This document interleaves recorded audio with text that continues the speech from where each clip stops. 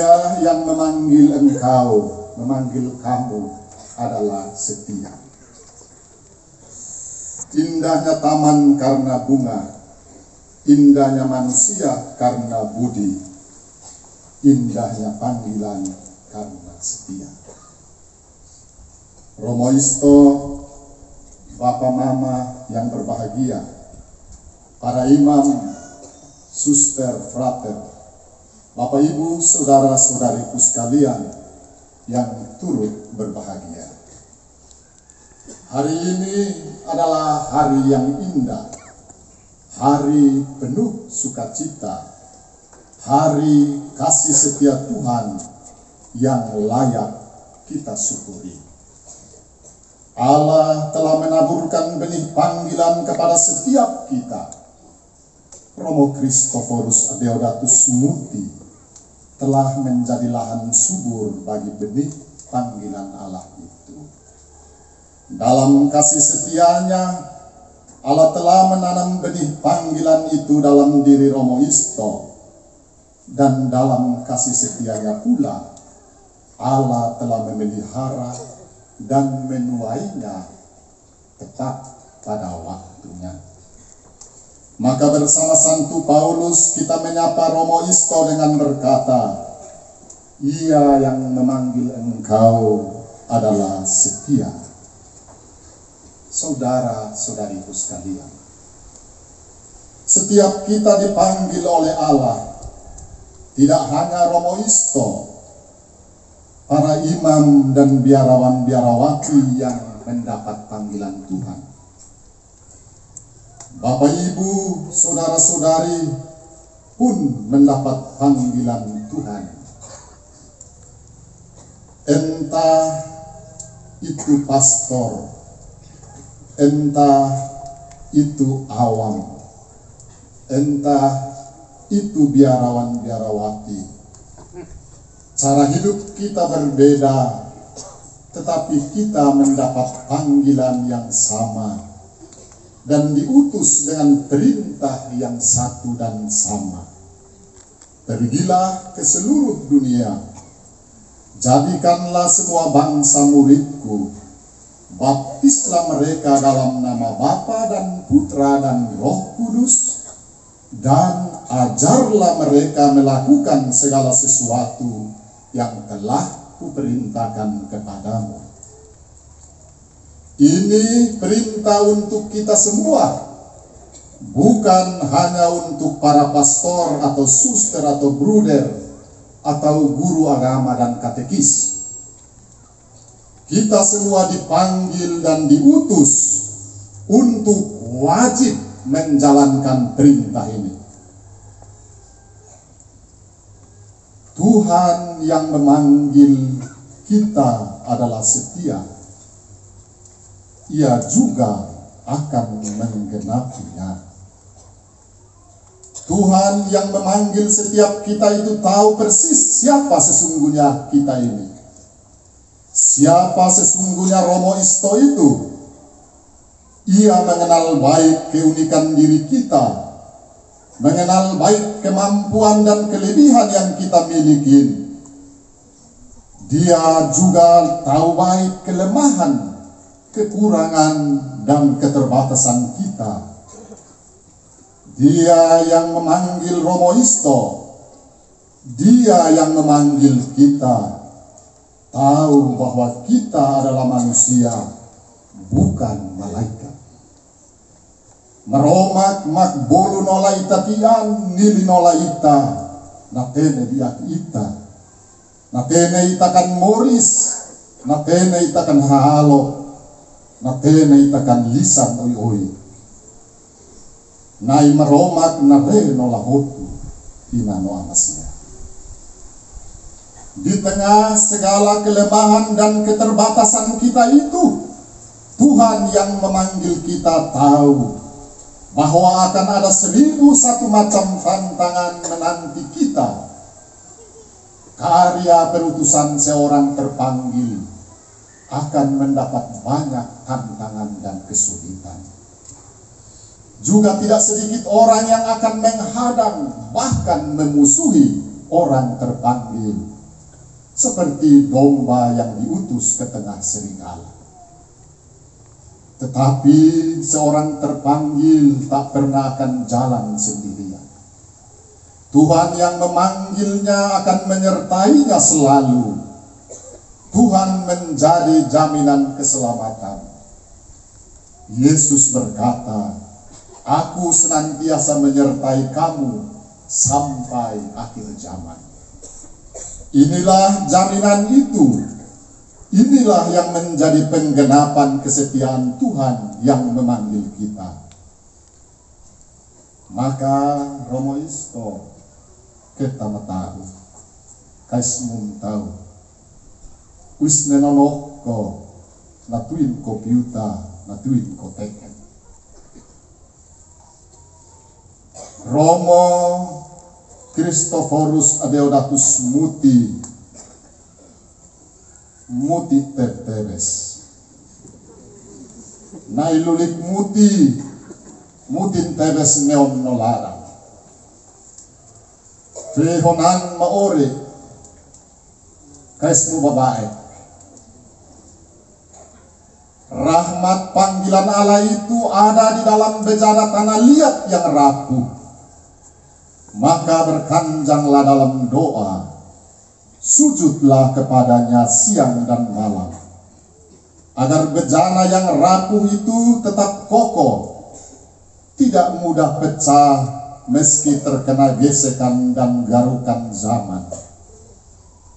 Setialah dalam merayakan Ekaristi, agar dirimu yang lemah dan tak berdaya dibarui terus-menerus untuk kembali setia kepada Tuhan yang memanggilmu, memanggil kita.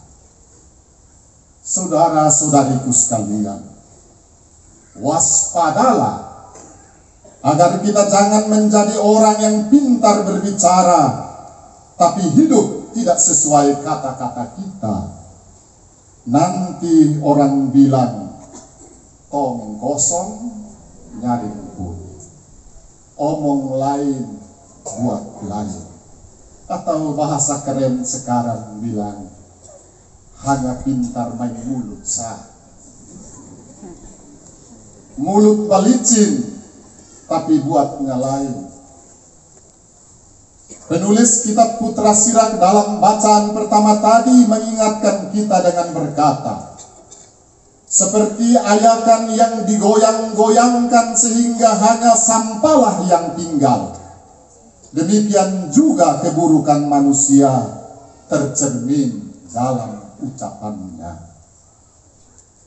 Orang yang hanya pintar bermain mulut, sesungguhnya ia sedang mengumumkan kelemahan dan kebobrokan dirinya.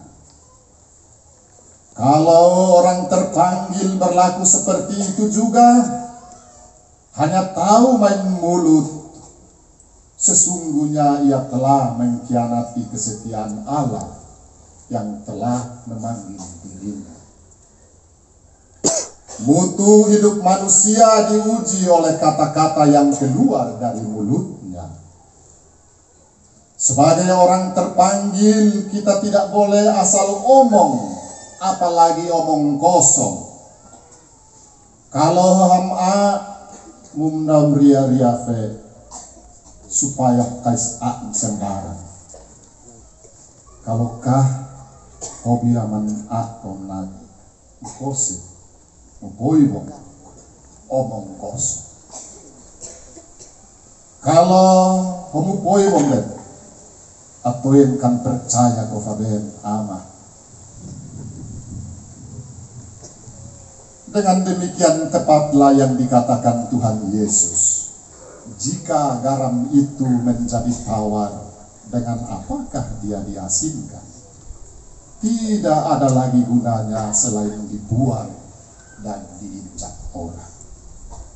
Semoga kita menjadi orang yang sejalan kata dan perbuatan di dalam hidup setiap hari. Saudara-saudariku sekalian yang terkasih, Ia yang memanggil engkau adalah setia.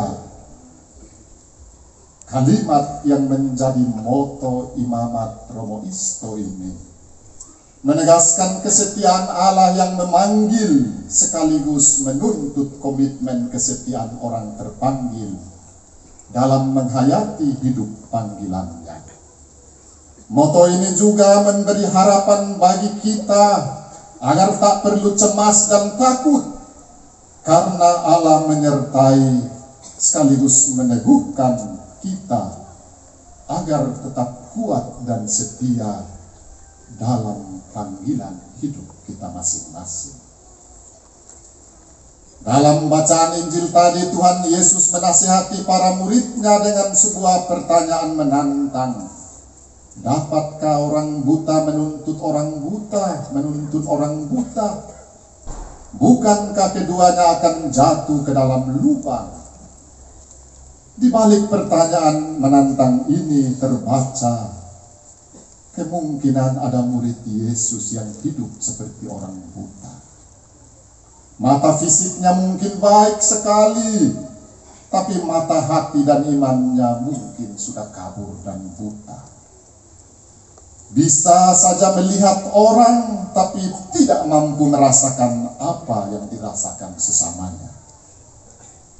Mungkin oleh karena harta, kuasa, dan tuntutan kebutuhan sehari-hari yang mendesak, bisa saja seseorang menjadi buta.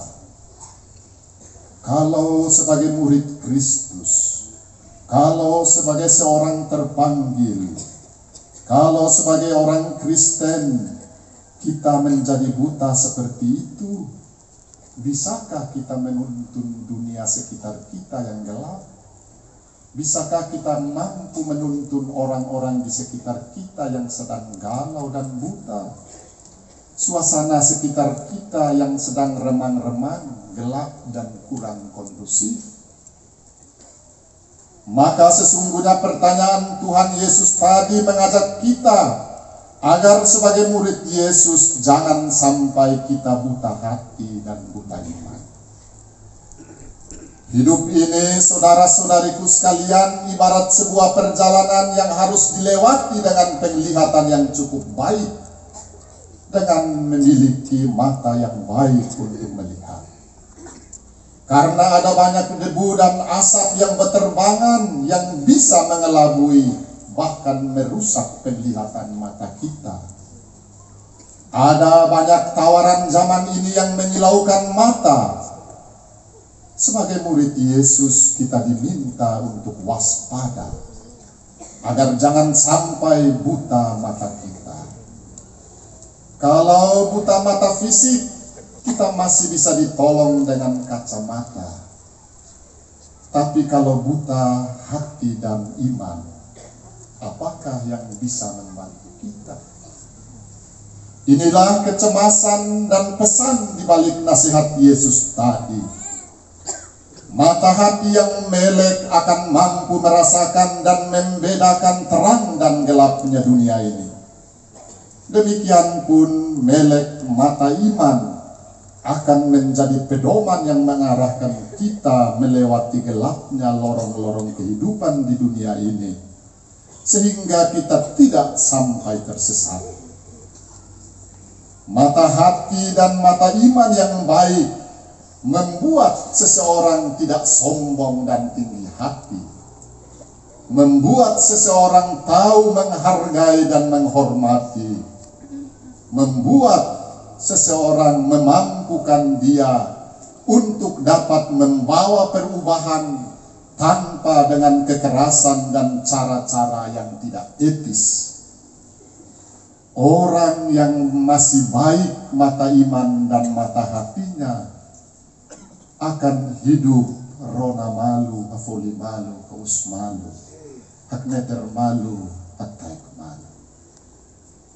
Kalau hanya main kritik, kalau hanya lihat saja kesalahan orang lain, selalu orang lain yang salah dan dia saja yang benar, ini tandanya mata, hati, dan imannya sudah mulai tidak beres.